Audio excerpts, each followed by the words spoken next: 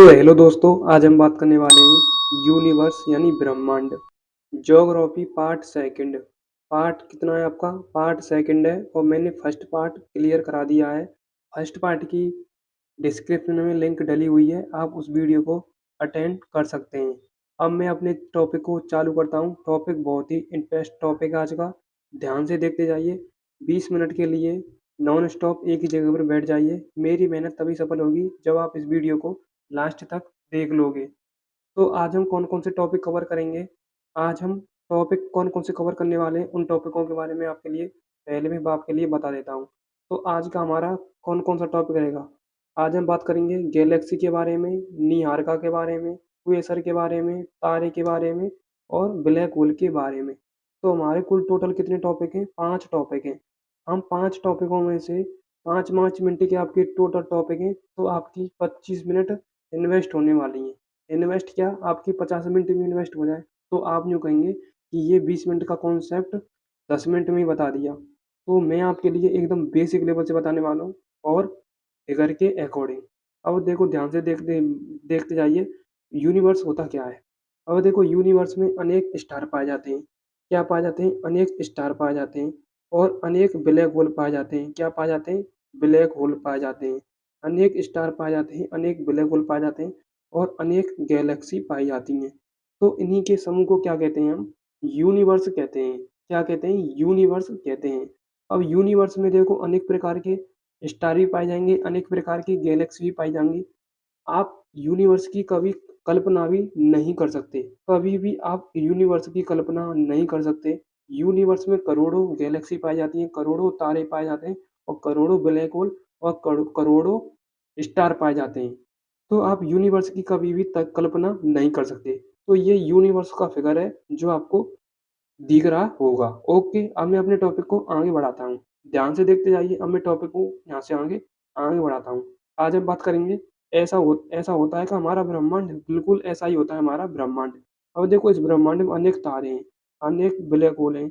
इसकी आकृति कुछ इस प्रकार गोलाकार है और हमारे यूनिवर्स की आकृति गोलाकार है। जैसे हमारी पृथ्वी की आकृति भी गोलाकार है, उसी प्रकार इसी की भी कैसी आकृति है? गोलाकार है। ओके, अब मैं अपने टॉपिक को आगे बढ़ाता हूँ, ध्यान से देखते जाइए। अब देखो, इस थ्योरी में क्या लिखा हुआ है। इस थ्योरी में सीधे सीधे लिखा हुआ है, ब्रह्मांड में अनेक आकाशगंगा और ब्लैक होल अर्थात निहारिका तथा क्वेसर अधिक मात्रा में पाए जाते हैं। क्या पाए जाते हैं? देखो, अधिक मात्रा में क्या क्या पाए जाते हैं ब्रह्मांड में? अनेक तो गैलेक्सी पाई जाएंगी, अनेक ब्लैक होल पाए जाएंगे, अर्थात निहारिका और क्वेसर। निहारिका और क्वेसर क्या होते हैं, इनकी हम डिटेल पूर्वक बात करने वाले हैं, जो मैंने 5 टॉपिकों में ऐड कर लिए हैं ये। ओके, अब ध्यान से देखते जाइए। सबसे पहले हम बात करेंगे गैलेक्सी होती क्या है। हमारी अपनी गैलेक्सी क्या है उसके बारे में हम बात करेंगे। ध्यान से देखते जाइए, गैलेक्सी होती क्या है। अब मैं 1 मिनट मार्कर चेंज करता हूँ, तब मैं आपके लिए बताऊंगा डिटेल पूर्वक। अब देखो, हम गैलेक्सी की बात करते हैं। गैलेक्सी क्या होती है? आकाशगंगा। आकाशगंगा को इंग्लिश में कहते हैं गैलेक्सी। ओके, अब देखो, गैलेक्सी होती क्या है। तारों के समूह को आकाशगंगा कहते हैं, यानी group of the star. Group of the star, तारों के समूह को क्या कहते हैं? गैलेक्सी कहते हैं। ओके, आई होप आपको यहाँ तक क्लियर हो चुका होगा टॉपिक। अब मैं आगे बढ़ने वाला हूँ। आगे आपका टॉपिक क्या है, आगे मैं बताने वाला हूँ। अब देखो, इस फिगर को आप इमेजिनरी, हमारी गैलेक्सी ऐसी होगी, बिल्कुल ऐसे ही हमारी गैलेक्सी का आकार है। ऐसा ही हमारी गैलेक्सी है और इसी टाइप से हमारी गैलेक्सी का आकार है, जो आपको फिगर में दिख रहा है। ठीक है, ये क्या फिगर है इसका? गैलेक्सी का। ओके, ये क्या है? गैलेक्सी का फिगर है। ओके, आई होप आपको यहाँ तक क्लियर हो चुका होगा। अब मैं आगे बढ़ने वाला हूँ। इस फिगर को ध्यान से देख लीजिए 1 मिनट के लिए। और देखो, अनेक छोटे छोटे इसमें तारे पाए जाते हैं, माइन्यूट पार्टिकल से। माइन्यूट पार्टिकल यानी छोटे छोटे कण पाए जाते हैं, इन्हीं को हम स्टार कहते हैं। और ये जो ब्लैक होल की आकृति दिख रही है, ये है आपका क्या? Black hole. और इसमें अनेक गैलेक्सी पाई जाती हैं, अनेक तारे पाए जाते हैं। अब मैं बात करने वाला हूँ आगे टॉपिक पर। आगे आपका पॉइंट क्या है? सेकंड पॉइंट, ये तो हमारी ओनली गैलेक्सी का भाग है। हमारे यूनिवर्स में अनेक प्रकार की गैलेक्सी सब चीज उपस्थित हैं, बट इनकी हम कल्पना नहीं कर सकते। हमारी अपनी पृथ्वी की गैलेक्सी की कल्पना नहीं हो पाई है तो हम यूनिवर्स की कल्पना कैसे कर सकते हैं? यानी खोज नहीं हो पाई है प्रॉपर तरीके से। कुछ ही खोज हो पाई है हमारी अपनी गैलेक्सी की, पृथ्वी की बात करें, हम अपनी पृथ्वी की गैलेक्सी की बात करें तो। अब देखो, सेकंड पॉइंट क्या लिखा हुआ है, इसका 80% भाग सर्पिलाकार होता है, किसका? गैलेक्सी का। अब देखो गैलेक्सी की आकृति कैसी होती है, मैं आपके लिए बता देता हूँ गैलेक्सी की आकृति कैसी होती है, ध्यान से देखते जाइए। अब देखो गैलेक्सी की आकृति कैसी होती है, गैलेक्सी की आकृति कुछ इस प्रकार से होती है, अंडाकार। कैसी होती है? अंडाकार। इस प्रकार से गैलेक्सी की हमारी आकृति होती है। ध्यान से देखते जाइए, मैं फिगर के अकॉर्डिंग बताऊंगा। ऐसी हमारी गैलेक्सी की आकृति होती है कुछ इस प्रकार से। ओके, इस प्रकार से हमारी गैलेक्सी की आकृति होती है। यहाँ तक क्लियर? अब मैं एक एक पॉइंट को इसी से क्लियर कराते जाऊंगा, ध्यान से देखते जाइए। इसमें 3 भुजा होती हैं। इसकी क्या होती हैं? 3 भुजा होती हैं। इसकी क्या होती हैं? 3 भुजा होती हैं इस प्रकार से। इसकी इस प्रकार से 3 भुजा निकली हुई हैं। 3 भुजा निकली हुई हैं, ओके। और इसका भाग कैसा है? इसका भाग है सर्पिलाकार। 3 तो भुजा हो गई। कितनी हो गई भुजा? 3 भुजा हो गई। 3 भुजा कंप्लीट, यहाँ तक क्लियर? अब देखो इसमें 3 तो भुजा हो गई। क्या हो गई? 3 इसकी भुजा हो गई। उसके बाद इसका आकार कैसा होता है? इसका आकार सर्पिलाकार होता है। 3 भुजा और आकार कैसा होता है इसका? सर्पिलाकार। कैसा होता है? सर्पिलाकार। ओके, यहाँ तक क्लियर? इसका कितना भाग सर्पिलाकार होगा? इसका 80% भाग सर्पिलाकार होता है। कितना होता है? 80% इसका सर्पिलाकार होता है, ये आपको पता होना चाहिए। यहाँ तक क्लियर? अब देखो भुजा कितनी हो गई? इसमें 3 तो भुजा हो गई। भाग सर्पिलाकार हो गया, आकार सर्पिलाकार होगा। कितना? 80% आकार सर्पिलाकार होता है हमारी अपनी पृथ्वी की गैलेक्सी का। अब यही पॉइंट में लिखा हुआ है। सेकंड पॉइंट क्या कहता है? सेकंड पॉइंट कहता है, सेकंड पॉइंट में सीधे सीधे लिखा हुआ है, इसका 80% भाग क्या है? सर्पिलाकार है। क्या है? 80% भाग सर्पिलाकार है और इसमें 3 भुजा पाई जाती हैं। कितनी भुजा पाई जाती हैं? 3 भुजा पाई जाती हैं। उसके बाद हमारी अपनी पृथ्वी की बात करें तो हमारी अपनी पृथ्वी की आकाशगंगा का नाम क्या है? मंदाकिनी और मिल्की वे। मिल्की वे को क्या कहते हैं? दुग्ध मेखला। क्या कहते हैं? दुग्ध मेखला। उसके बाद है आपका सेकंड। सेकंड क्या है आपका? निहारिका। क्या है? निहारिका। निहारिका किसे कहते हैं? निहारिका अंतरिक्ष में पाए जाने वाले धूल और गैस के मिश्रण से बने बादलों का समूह निहारिका कहलाता है। अब निहारिका का निर्माण कैसे हुआ है, मैं आपके लिए बता देता हूँ निहारिका का निर्माण कैसे हुआ है। देखो इस प्रकार से हमारी गैलेक्सी की आकृति होती है, इस प्रकार से। तो कई जगह पर अधिक मात्रा में तारे उपस्थित होते हैं, इस प्रकार से तारे उपस्थित होते हैं अधिक मात्रा में। और कहीं ऐसे स्थान होते हैं जिन पर अधिक मात्रा में तारे उपस्थित होते हैं। तो जहाँ पर अधिक मात्रा में तारे उपस्थित होंगे तो तारे आपस में टकराएंगे, तो टकराने के बाद वहाँ पर धूल और गैस के क्लाउड का फॉर्मेशन होगा, यानी बादलों का निर्माण होगा। वहीं से नीहारिका का निर्माण होता है। सपोज आपके गांव में, सपोज एक ही जगह पर यदि 100 लोग हैं तो 100 लोगों में आपस में मतलब लड़ाई होगी, झगड़े होंगे, तो आपस में एक ना एक दो का कत्ल भी होगा, तो कत्ल होगा तो खून की बारिश होगी। खून की बारिश होगी। उसी प्रकार से गैलेक्सी की बात करें तो अधिक मात्रा में इस प्रकार से स्टार उपस्थित होते हैं, तो आपस में टकराएंगे, तो टकराएंगे इस प्रकार से गैस के बादलों का निर्माण होगा, जो आपको फिगर में दिख रहा होगा। अब देखो ये इसकी सिंपल रूप से डेफिनेशन लिखी हुई है, जो डेफिनेशन में लिखी हुई है वही इसकी डेफिनेशन है। डेफिनेशन क्या कहती है? अंतरिक्ष में पाए जाने वाले धूल और गैस के मिश्रण से बने बादलों का समूह नीहारिका कहलाता है। आई होप आपको यहाँ तक नीहारिका की डेफिनेशन पता चल गई होगी। अब देखो इमेज में भी देख सकते हैं, ये क्या है? ये है क्या? धूल के बने मिश्रण, यानी धूल के बने बादलों का निर्माण हो रहा है ये, ठीक है। इस प्रकार से नीहारिका का निर्माण होता है तारे टकराने के बाद। देखो इस प्रकार से निर्माण हो रहा है नीहारिका का। ओके, अब हम बात करते हैं सेकंड पॉइंट क्या लिखा हुआ है। इस मिश्रण में हाइड्रोजन और हीलियम, हाइड्रोजन प्लस हीलियम अन्य आयनित गैस भी पाई जाती हैं। ये आपको पॉइंट इंपॉर्टेंट याद रखना है। Very very very important point है। ओके, ये आपको एज अ फैक्ट याद रखना है कि इसमें हाइड्रोजन और हीलियम गैस पाई जाती हैं। नेक्स्ट, नेक्स्ट आपका क्या है?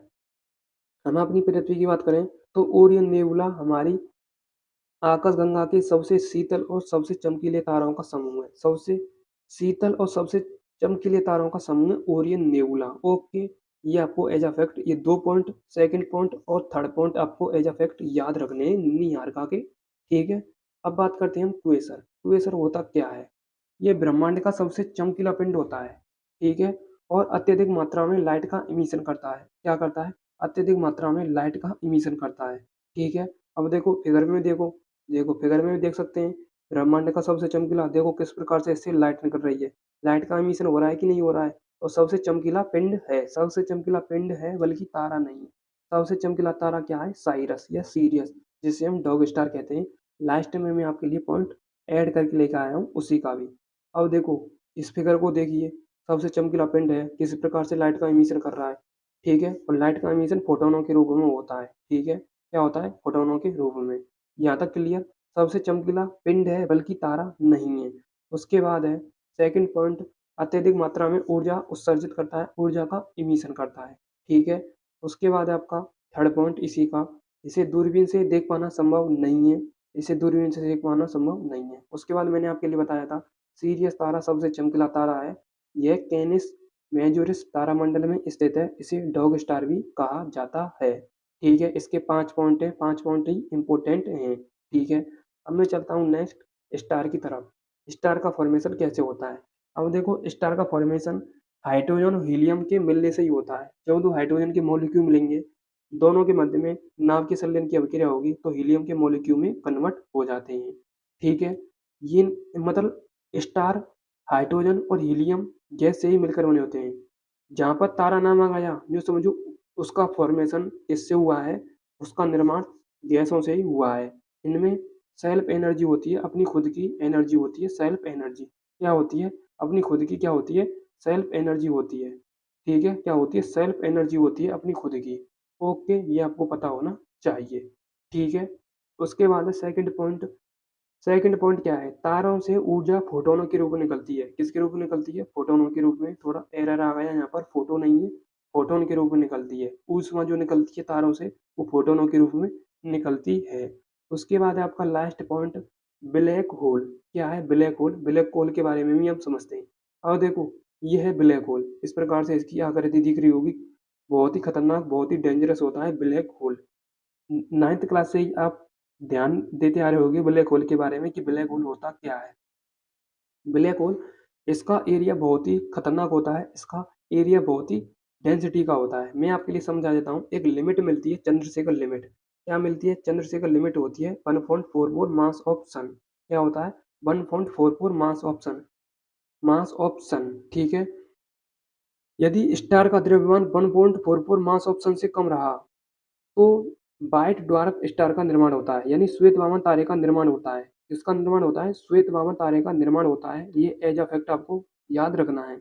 यदि तारे का द्रव्यमान 1.44 मास ऑफ सन से ज़्यादा रहा, क्या रहा? ज़्यादा रहा, तो ब्लैक होल का निर्माण होता है। किसका होता है? ब्लैक होल का निर्माण होता है, ठीक है? अब इनके पॉइंटों के बारे में हम देखते हैं, पॉइंट क्या लिखा हुआ है। ब्लैक होल के बारे में जॉन विलियर भाई साहब ने बताया था। जॉन विलियर ने बताया था ब्लैक होल के बारे में। सेकंड पॉइंट क्या है? ब्लैक होल पर जब प्रकाश की किरण आपतित होती हैं, तो ये प्रकाश की किरणों को परावर्तित नहीं होने देता है, ठीक है? सपोज ये क्या है आपका? ये है ब्लैक होल। यदि हम इस पर प्रकाश की किरण को आपतित कराएँ, इस पर प्रकाश की किरण को हम क्या कराएँ? आपतित कराएँ। क्या कराएँ हम? इस पर प्रकाश की किरणों को सपोज हम यहाँ से आपतित करा रहे हैं, यहाँ से आपतित करा रहे हैं, तो ये प्रकाश की किरणों को इस प्रकार से रिफ्लेक्ट नहीं होने देता है। ये ऑब्जर्व कर लेता है अपने ही अंदर ग्रहण कर लेता है प्रकाश की किरणों को भी। तो सपोज आप मतलब अनुमान लगा सकते हैं प्रकाश की किरणों को ऑब्जर्व कर रहा है, तो हमारा तो कुछ भी नहीं होगा यदि हम इसके सामने चले गए तो, ठीक है? वैसे कभी जाएँगे नहीं भी आप इसके सामने, हम इसकी कल्पना कर रहे हैं और बहुत ही खतरनाक होता है ब्लैक होल, ठीक है? सेकंड पॉइंट क्या कहता है? सेकंड पॉइंट आपका क्या है? 1 minute, 1 minute, 1 minute. Second point आपका क्या है? सेकंड पॉइंट है आपका इसका क्षेत्र अत्यधिक गुरुत्वाकर्षण का होता है, यानी इसका एरिया अधिक मात्रा में हाई ग्रेविटेशनल एरिया होता है, अत्यधिक गुरुत्वाकर्षण का होता है इसका एरिया। और इसका घनत्व, इसकी डेंसिटी क्या हो? डेंसिटी इसकी क्या होती है? बहुत ही अधिक होती है। तभी तो ये इतना खतरनाक होता है, जो प्रकाश की किरणों को भी रिफ्लेक्ट नहीं होने देता है। इस प्रकार से ये ब्लैक होल की कुछ संरचनाएँ जो मैंने आपके लिए पूरे यूनिवर्स के बारे में बता दिया है। पूरे यूनिवर्स के बारे में मैंने आपके लिए डिटेल पूर्वक बता दिया है। ये आपको क्लास कैसी लगी वो मुझे कमेंट में बताएँगे। मैं मिलूँगा नेक्स्ट क्लास के साथ, और नेक्स्ट क्लास आपकी बहुत ही इंटरेस्ट के साथ और लेकर आऊँगा मैं। मिलता हूँ अगली क्लास के साथ। Thank you so much. Love you all. जय हिंद, जय भारत।